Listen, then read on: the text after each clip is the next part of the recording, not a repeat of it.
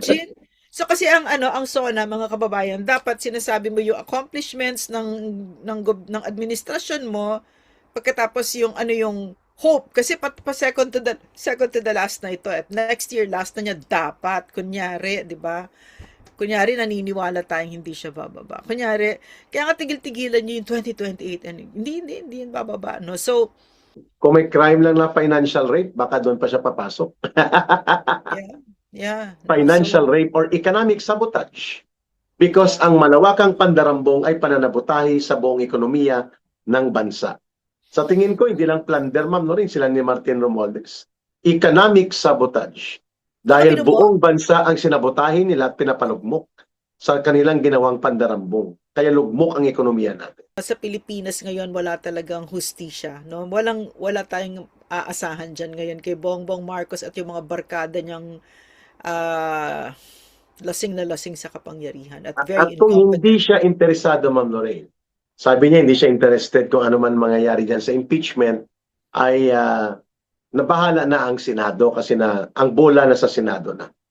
Pero ngayon, hindi niya mapigilan ng sarili niya na i-reveal ang kanyang pagkumpas sa BIR na i-release ang confidential records of tax Tax payment returns. and tax records na mag-asawang Vice President Sara Duterte and Attorney Manscarpio, pagpapakita po that the principal motive of Marcos is to remove Sara Duterte before 2028 using the abusive and very clear harassment and manipulated operations using the impeachment process. Paligid sa kanya ay mga baliw din at yung spokesperson niya ay isang impacta.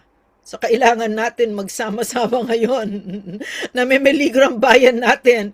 Napapaligiran tayo ng mga baliw. Okay? So maraming salamat Eric at nandyan ka para magbigay ng information sa mga kababayan natin. Opo, maraming salamat Ma'am Lorraine. And speaking of impacta, talagang galit na galit siya. Itong si Claire Castro na pinapatungkulan siya is she's being alluded to na siya ang impacta, hindi naman siya tinawag na impacta, siya lang naman ang nagsabi na siya daw ang pinapatungkulan ng impacta. Kasi kumalat mga kababayan ang tawag sa kanya ng mga netizen, ICC, impactang Claire Castro. Pinatulan din niya mga kababayan, galit na Si galit Amy siya. kasi Eric, si Amy ang nagsabi. Oh, pero walang Claire Castro. Walang Claire ka. Impacta lang. Impactang Claire lang, ganun. Impactang Claire, ganun. Kaya galit na galit siya. No? Nagpagpapakita po ito mga kababayan na ganun kababaw po. At Yeah. ganun walang kabuluhan ang takbo ng mga opisyal, ang utak ng mga opisyal dyan sa Malacanang na inilagay ni Marcos.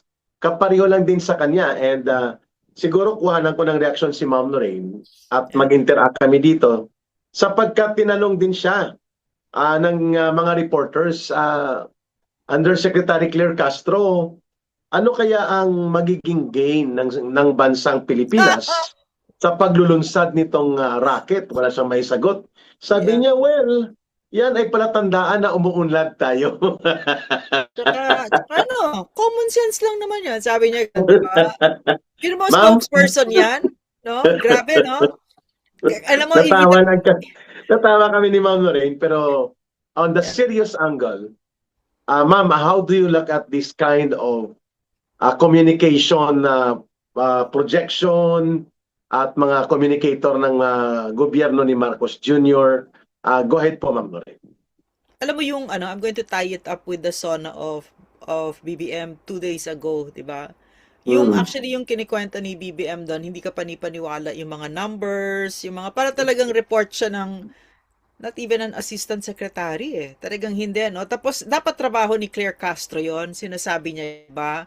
Kung ano man yung mga programs ni Bongbong Marcos, kung meron man, di ba? Na hindi rin ka panipaniwala. Pero yun ang trabaho na ni Claire Castro na isinisiwalat niya sa taong bayan yung ginagawa ng Pangulo at ng Executive para sa taong bayan, 'di ba? Kaso hindi niya alam talaga yung trabaho niya, and which is emblematic of the Marcos administration, none of them there, they all look like fools. All of them. All of them.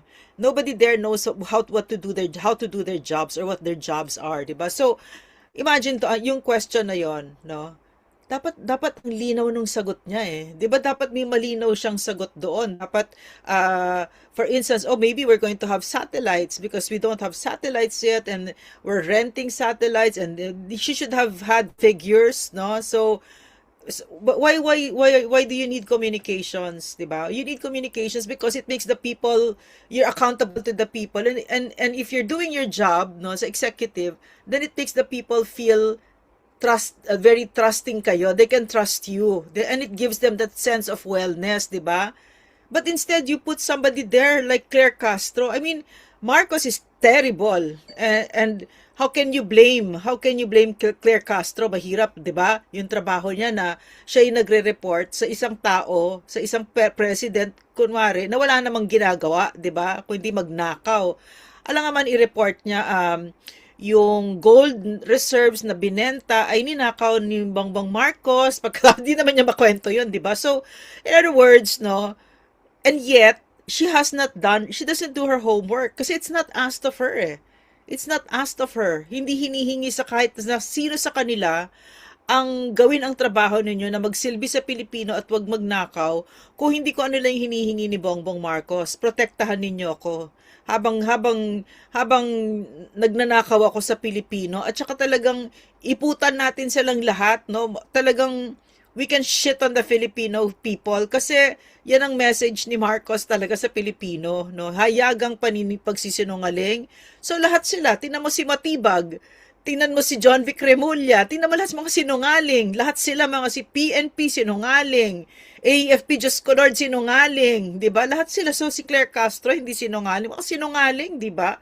Tapos paiikutan pa tayo na kunyari mag-file ng charge kay Martin Romualdez. Alam naman natin hindi, 'di ba? So Claire Castro is really a faithful copy of Bongbong Marcos, faithful alter ego, no?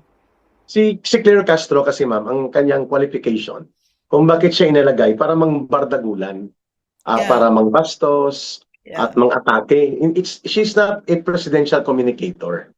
Ang No. tawag ko nga sa kanya, barker eh.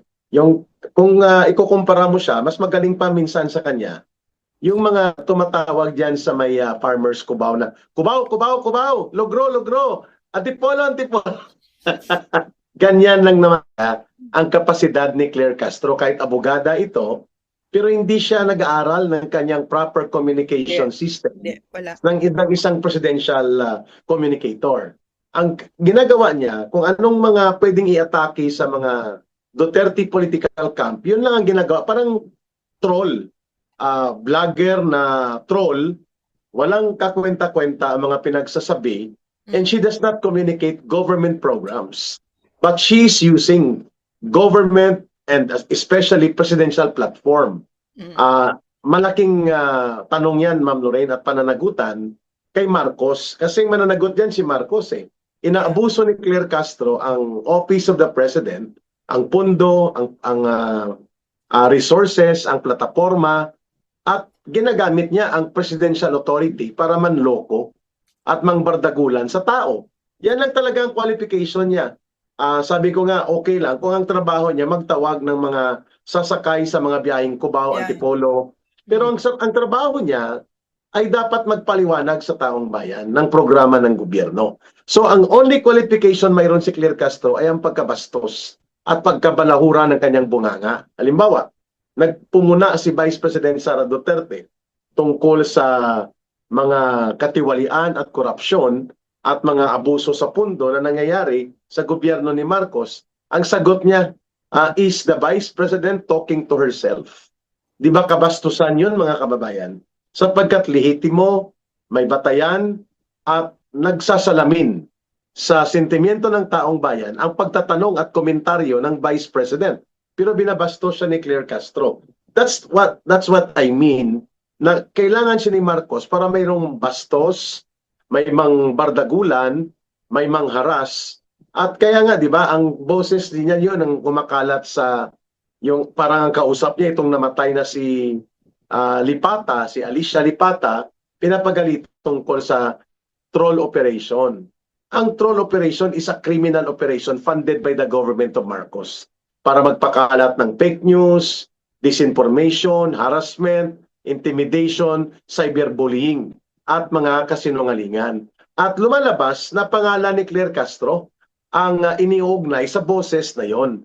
At kuwang-kuwa natin kung bakit siya pinupuna ngayon natin, Ma'am Lorraine, sapagkat okay lang kung wala siya sa gobyerno.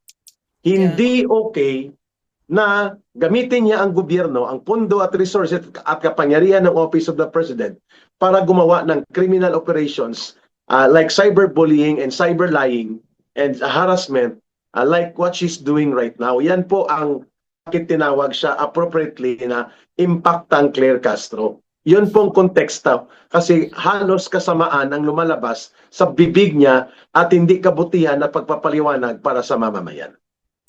Alam mo, okay, no? Talagang, kasi naman, sa pagka-team mo si Marcos, pag ganyan ang president mo, yun na naman ang hinihingi niya. Katulad ng inilinaw mo, di ba, kung ano yung job description niya. Talagang makipagbardagulan, siraan ang president, ang vice president, makibastos siya, di ba?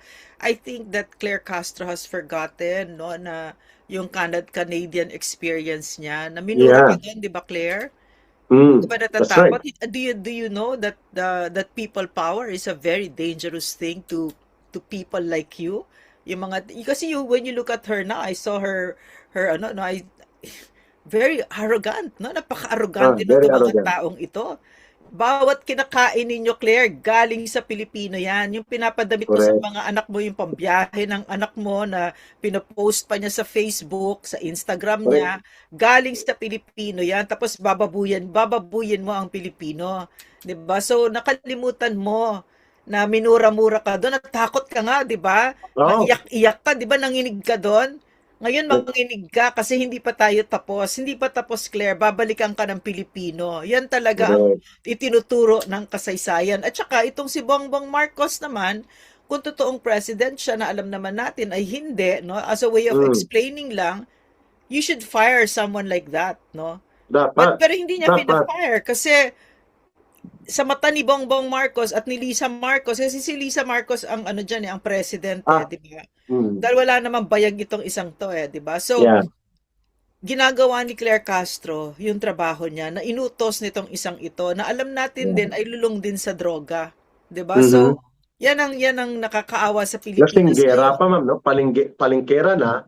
Yes. Lasinggera pa itong si Lisa Yeah. Araneta. No? Yes, Balahura yeah. din. Pareho Yeah. silang balahura. Yeah, that's correct, no? So, in the end, it's still it's still command responsibility, no? Of course. Pero what can you expect from someone like Bongbong Marcos, right? Makapal din, ano? Ay, ma'am, pero huwag natin kalimutan, hindi lamang siya nagsumbong sa pulis.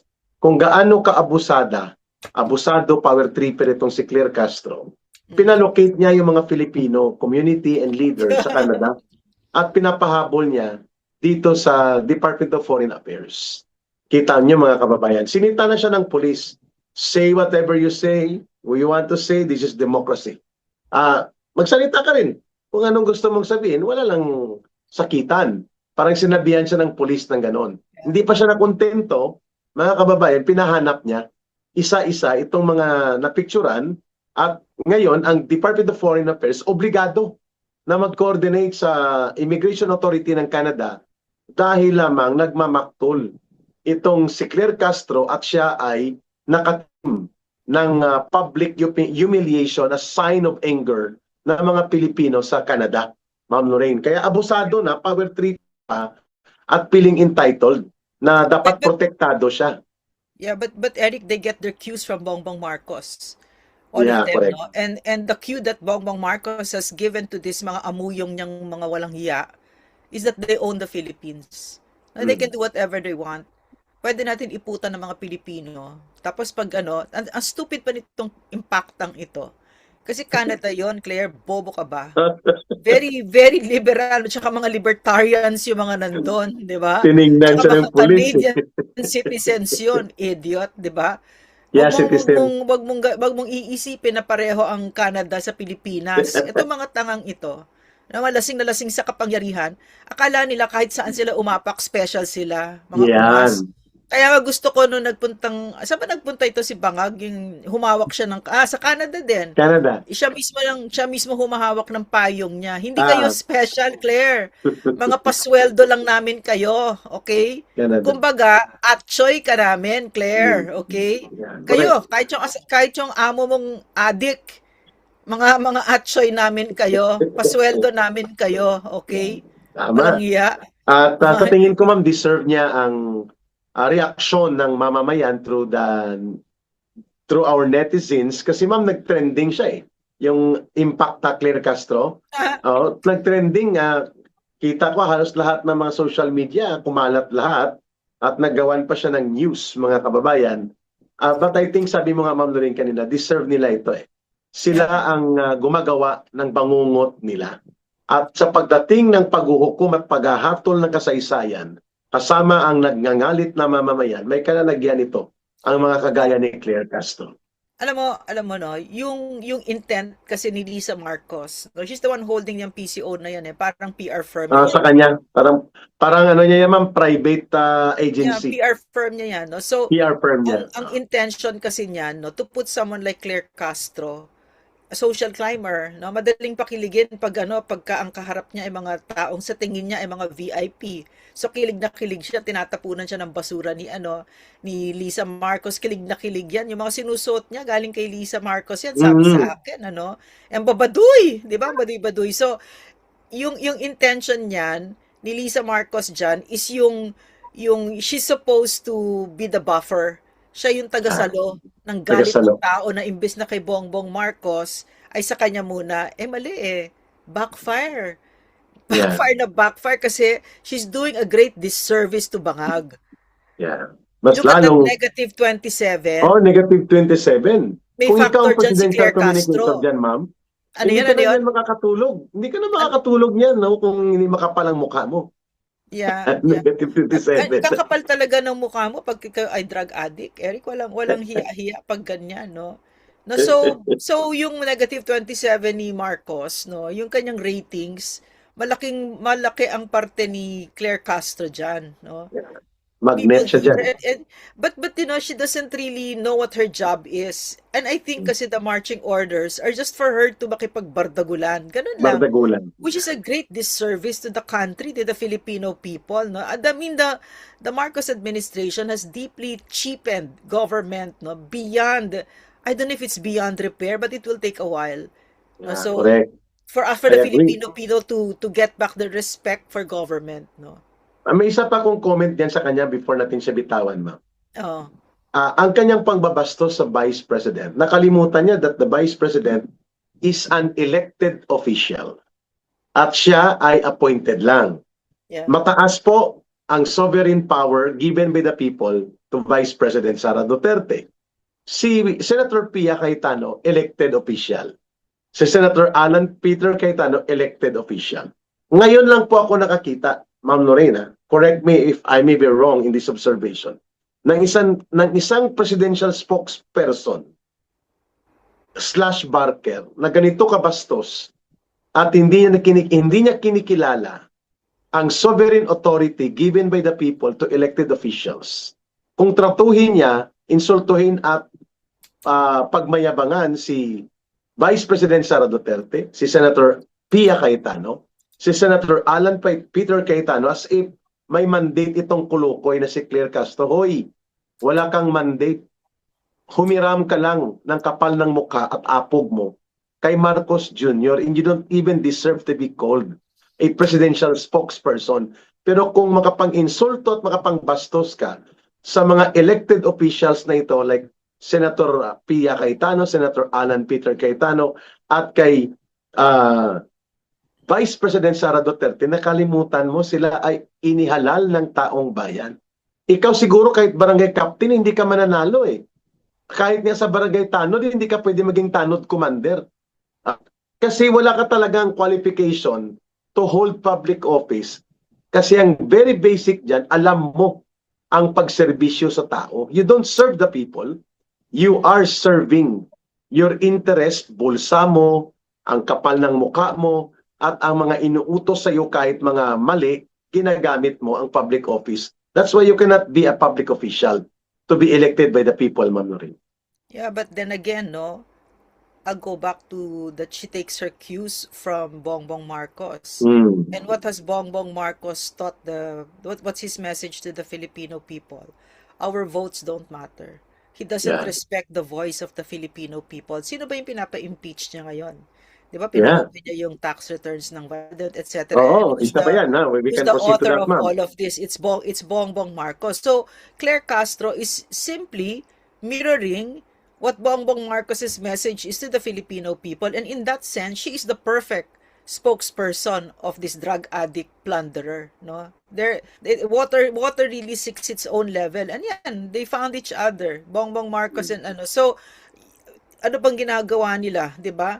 32 million Filipinos plus ang bumoto kay Vice President. Pero Mhm. yan, binababoy ni Marcos, 'di ba? So, binababoy din ni Claire Castro ang Vice President, 'di ba? So, sino ang mga pinapreso ni Marcos? Rodanto Marcoleta for what? Mhm. Plunder daw? Really? Plunder yung ginagawa mo. In fact, plunder's not enough anymore not enough to really capture accurately what you've done to the Filipino people, no? Oo. So yun, no? So yan yung terrible talaga this president. Oo. Kung may crime lang na financial rape, baka doon pa siya papasok. Yeah. Yeah. No? Financial So, rape or economic sabotage. Because ang malawakang pandarambong ay pananabutahi sa buong ekonomiya ng bansa. Sa tingin ko, hindi lang plunder, ma'am, no rin sila ni Martin Romualdez. Economic sabotage. tsaka Dahil bino mo, buong bansa ang sinabotahin nila at pinapalugmok sa kanilang ginawang pandarambong. Kaya lugmok ang ekonomiya natin. tsaka bino mo, no? Sabihan mo na plunderer si Rodanto Marcoleta, Senator Marcoleta committed plunder when it was campaign funds. It's not even public funds, 'di ba? And he wasn't even a public official at that time. Tapos the injustices, no, one on top of the other that they're committing, and Congressman Mike Defensor also, 'di ba? The same thing, no? Yan yung paano naging plunder, tapos you turn a blind eye on the testimonies of talagang very very strong testimonies against Erwin Tulfo, against yung mga nasa Kongreso, si Saba, si Laila De Lima, etc. etc. 'Di ba? Lahat sila, Tito Soto, Ping Lacson, 'di ba? Bongbong Marcos, of course, 'di ba? So, talagang sa Pilipinas ngayon wala talagang hustisya, no? Wala tayong aasahan diyan ngayon kay Bongbong Marcos at yung mga barkada niyang ah, lasing na lasing sa kapangyarihan at very At kung hindi incompetent. siya interesado, Ma'am Lorraine, sabi niya hindi siya interested kung ano man mangyayari dyan sa impeachment, ay nabahala na ang Senado kasi na ang bola na sa Senado na. Pero ngayon, hindi niya mapigilan ng sarili niya na i-reveal ang kanyang pagkumpas sa BIR na i-release ang confidential records of tax payment Returns. and tax records na mag-asawang Vice President Sara Duterte na Attorney Scarpio, pagpapakita po that the principal motive of Marcos is to remove Sara Duterte before 2028 using the abusive and very clear harassment and manipulated operations using the impeachment process. Dahil kung gusto niya talaga ng unity at kung gusto niya ang bansa ay ma-unify, pwede niya namang sabihin, itigil na natin yan. Tapos na yan, let's move and unify the country. Hindi ko papayagan yan na magpa-release ng mga tax records na confidential sapagkat ang daming mga dapat i-release, SALN, tax records ng mas mga korap at mga bulok na opisyal, di lahat na lang ipa-release natin, pati yung sa akin. But hindi. Siya mismo ang nagtutok at nagutos na ipalabas ang confidential records ng tax records ni Vice President Sara Duterte at ng kanyang asawa. Which means, si Marcos hindi niya mapigilan ng sarili niya. Nagmamalinis, nagmamarunong, pero siya talaga ang pasimuno. Na bilis-bilisan nyo na yan. Magboto na kayo at tanggalin nyo na siya. At dapat ito na ang datos patungkol sa kanyang tax records. Ganon po kakapal at ganon po kadesperado si Marcos by issuing this order to release the confidential records on the tax transactions involving the Vice President. Ano, what we're seeing, kasi parang I have a group chat, no? And then when they found out that Marcos agreed to release, no, the tax returns of the vice president and the husband, parang gulat na gulat sila. So ako naman nagugulat, ba't kayo nagugulat? Kasi we have to be 10 steps ahead of this criminal, no? He's not an ordinary person. He's a criminal. We elected a criminal in office, no? The highest office of the land. So dapat hindi na tayo nagugulat. May isang term na tinuro sa akin ang CPP, no? Ang term na yun ay reactive. Napaka-reactive ng Pilipino. So, wag na wag, ang plano kasi ganito. Iko-convict nila ang vice president pagkatapos no election sa No 2028. elections. So, ako ang concern ko na ang mga Pilipino, ba't pa kayo nagugulat? Nakikita ko, ba't pa kayo nagugulat? Ano ba, tapos parang naniniwala pa kayo dun sa sinasabi nila na kakasuhan si Martin Romualdez. Ano ba? 'Di ba? Huwag kayong maniniwala kasi kung may tinuro kasi ito mga ito sa atin, nagpakilala, mga sinungaling sila. Hindi sila nagsasabi, mga bastos, walang respeto sa bayan natin. There's no kahit na isang drop ng nobility, yung kagandahang loob, wala itong mga ito. Okay, ang mga nakaupo ngayon sa matataas na pwesto ng Pilipinas sa gobyerno ay mga kriminal, ang mga utak. Okay, pwede ko bang ulitin yun ng 1 million times bago nyo maintindihan yung sinasabi ko? Kasi para nagugulat pa kayo eh. Bakit kayo nagugulat, di ba? Ano bang ginawa nito? Tignan nyo na lang kung sino nasa The Hague ngayon. Si President Tama. Duterte, di ba? So sino bang kakonsyaba ni Marcos dito? Di ba yung mga dilaw? Yung mga dilaw tsaka yung mga CPP, 'di ba? So wala namang kahihinat ng kabutihan ang Pilipinas sa mga yun. Wala naman silang ginawang magmaayos sa Pilipinas, 'di ba? Just yung mga nakaupo ngayon, katulad ni Claire Castro. Tingnan niyo lang yung pagmumukha ni Claire Castro. Tingnan niyo yung pagmumukha ni Ralph Recto, 'di ba? Tingnan niyo yung pagmumukha ni Boying Remulla, o 'di ba? Mga sinungaling at saka Sinungaling. talagang meron na silang script na sinusunod na lang, no? So, yan yung wag na kayong magulat, 'di ba? Ba't ba tayo gulat na gulat? Kasi parang yung nagre-react tayo, wag tayong mag-react. Wag tayong mag-react. Dapat, ang ibig ko sabihin, wag mag-react. Dapat 10 steps ahead tayo sa kanila. No? So, wag tayong magulat sa ganyan. Dapat alam na natin, no? Tama ka dyan, Ma'am Lorraine, ano? Kasi from the very start, ang impeachment operations para durugin si Vice President Sara Duterte will not gain ground kung hindi kinumpasan ni Marcos. Yeah. So, yun lang naman kasimple yun eh. Mula sa dinaya yun sa House of Representatives, binaloktot nila ang lakas ng loob ng pangbabastos at pangbabara kay Vice President doon sa House of Representatives since last year pa yan. Si Marcos ang may pakana niyan. Yeah. Wala nang iba. Kaya ito, tama ka Ma'am Nori, expected natin yan na ang lahat ng katarantaduhan ay gagawin niya para lamang mapasiguro na maitulak ang agenda, which is kung hindi man kaagad mapapatanggal si Vice President Sara Duterte, dudurugin at ipapahiya at gamitin ang oportunidad na ang taong bayan, yung mga naniniwala pa kay Sara Duterte o yung mga nagdududa pa, ay masway nila upang ipakita na talagang may mga anomalya na ginawa ang Vice President. And that is the minimum agenda of Marcos. Ang maximum agenda niya, ito yung binabanggit ni Ma'am Lorraine, I agree to that. Yung sabi mo Ma'am, tatanggalin si Sara Duterte, papakonvict nila, and then magkakaroon kunwari ng reforma sa sistema ng gobyerno, papaguhin yung saligang batas, hold over muna ang mga opisyal ng gobyerno, mananatili si Marcos into a transition government. Yan ang no elections. Maximum dyan, magdeklara siya ng state of national emergency leading to the necessity to suppress acts of terrorism that will destabilize the country. Leading towards the election, isuspend niyang election. Those are possibilities.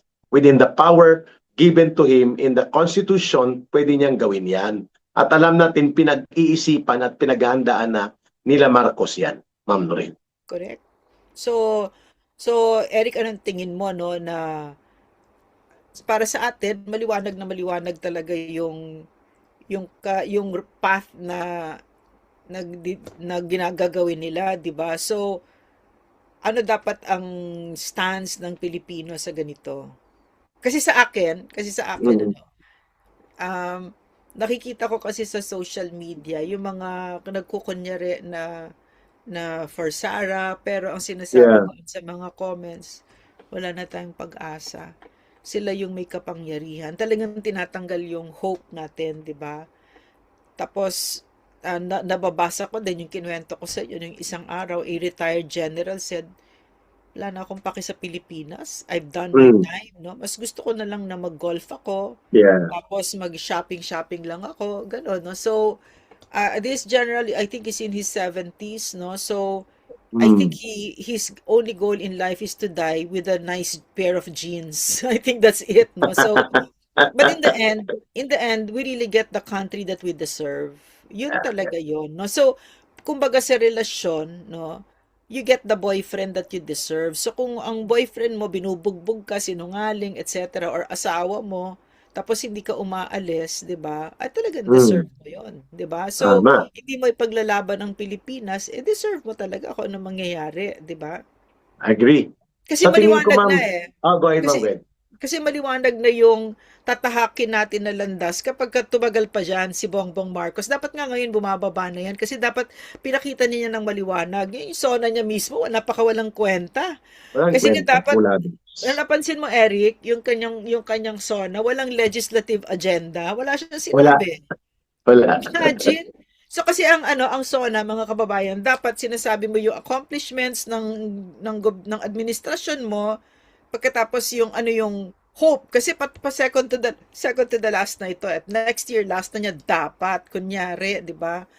Kunyari naniniwala tayong hindi siya bababa. Kunyari, kaya nga tigil-tigilan niyo yung 2028 and hindi yan bababa, no? So, hindi bababa talaga yan. So, dapat ahead, dapat nagpaplano tayo ahead. So go ahead, Eric, ano sabihin mo? No. Sa tingin ko, ma'am, ah, kapag pinilit ni Marcos na manatili sa poder, pagkamkam ng kapangyarihan, may hangganan yan. Bagamat hindi natin ma-predict ang people power o yung malakas na mga pagkilos ng taong bayan, mangyayari at mangyayari yan sapagkat yan po ay naging kasaysayan ng Pilipinas, naging karanasan po natin yan.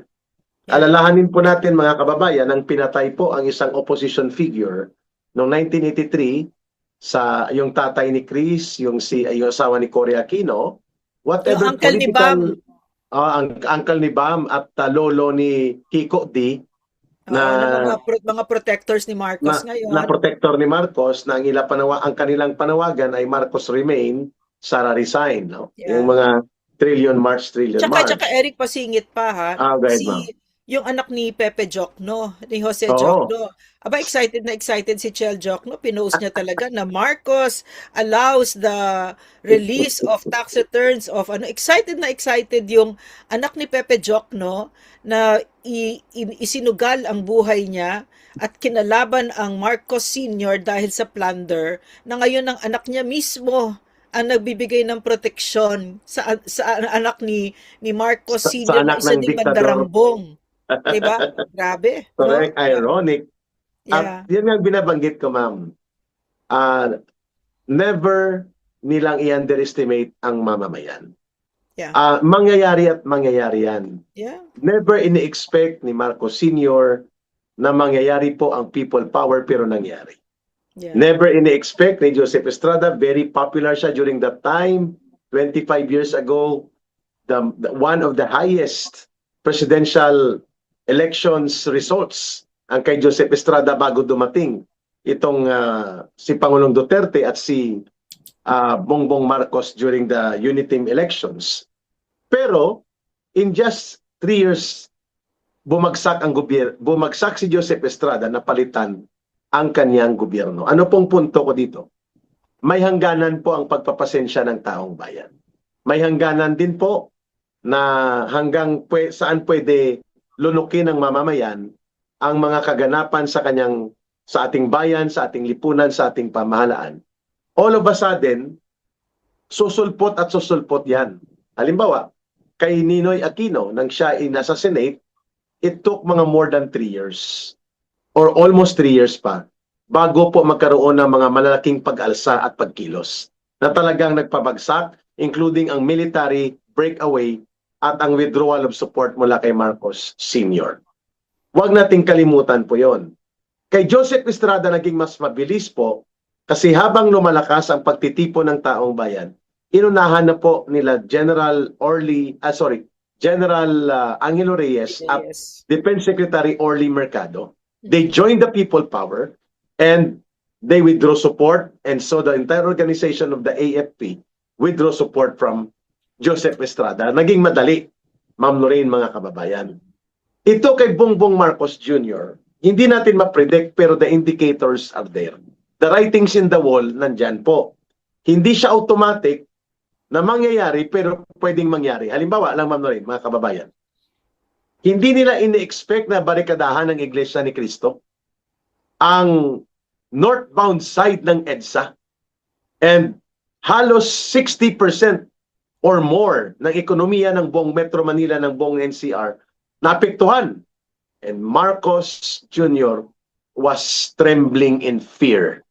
For one day, hindi siya lumabas ng Malacanang, nanginginig, nagpapanik ang lahat. Hindi lang nila pinahalata, lahat ng kampo nag-red alert without declaring it, lahat ng PNP nag-red alert. Hindi nila alam anong gagawin dahil more than 1,000 vehicles ang nag-gridlock sa buong EDSA, northbound side pa lang. Hindi malaki ang tao na sumama, pero there was a paralysis in EDSA. At ako nga hindi ko na-expect na makita ko, sabi ko, kapag hindi ito na-solve in 3 days, babagsak ang ekonomiya, babagsak si Marcos. Kaya nila ginawa ng paraan na ipa-pull out sa Iglesia ni Cristo ang barricade sa EDSA. Mauulit ba ito na hindi Iglesia ni Cristo ang gagawa? Pwede. Hindi natin yan. So ibig sabihin na ipakita, ma'am, that there are possibilities. Nayanig talaga si Marcos, muntik na niyang i-cancel pati ang travel sa Canada because they do not know what to do. Paano nila tatanggalin ng mahigit 1,000 sasakyan na nakabarikada sa EDSA? I was there, Ma'am Lorraine. Ngayon ko lang nakita, sabi ko, ito na. Kapag hindi ito tinanggal in 3 days, kukulaps tong buong Metro Manila. Kukulaps at marami na ang sasama nito na taong bayan. Hindi ko alam what made the Iglesia ni Cristo decide in less than 24 hours, umatras sila. Maybe, magprangkahan tayo dito, kinausap sila Eduardo Manalo, and maybe there were compromises. We cannot tell. Pero nang makita ko na inatras, sabi ko, hindi pa sila handa. They are not yet ready to sustain this kind of level. Pero ipinakita nila na pwedeng gawin at pwedeng mangyari yan muli, Ma'am Lorraine.